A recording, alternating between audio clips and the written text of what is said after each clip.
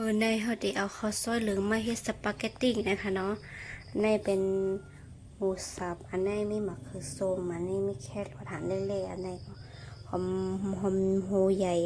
หั่นเล็กๆค่ะนะมักน้ำก็ใส่น้ำนะใส่น้ำมันมักอันนี้ใส่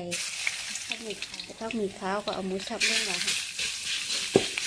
เอาไว้ให้ชุกๆก่อนนะหมูมันเริ่มชุกแล้วนะเขาก็จะใส่หอมโหใหญ่ลงอะค่ะนะในเขาก็ใส่หอมโหใหญ่กับแครอทอันนี้ก็ไว้มันไปใส่ลงกันค่ะแล้วก็คน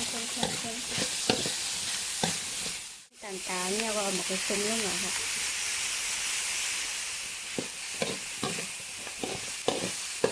ใส่มาผสมก้าวกันใส่มาผสมเนี่ยเขาเดี๋ยวเอาน้ำใส่ยังให้ปุ๊บค่ะใส่น้ำอุ้งนะใส่น้ำสะอาดค่ะนะใส่น้ำอันนี้ก็เป็นของหวานค่ะก็ใส่ซอสน้ำมันหอยแหเมื่อกี้น้ำเหลือแล้วเขาก็เอาเส้นข้าวซอยเหลืองมาลงไว้ในหม้อไว้ค่ะนะกำฟองสุกเขาแกบขึ้นว่าหมกคือส้มผักหมีหมกกันได้เนี่ยก็ไผ่มักเทศก็เอาหมกพริกลงเหรอคะนะ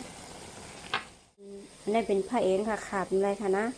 เพราะหมกกันได้เนี่ยนะคะก็ใส่ซอสหมกกระเทียมลงกับค่ะก็ใส่ซอสหมกกระเทียมลงค่ะไม่ใส่ซอสหมกกระเทียมลงกับค่ะนะแล้วก็คนใส่ซอสหมกกระเทียมแล้วก็คนมันเดี๋ยวเป็นสีไม่ไหนคะสีไม่ไหนก็ปิดแล้วค่ะปิดก็กินแล้วกันในก็ไลเซนมาเรียบร้อยเรากินก็ค่ะ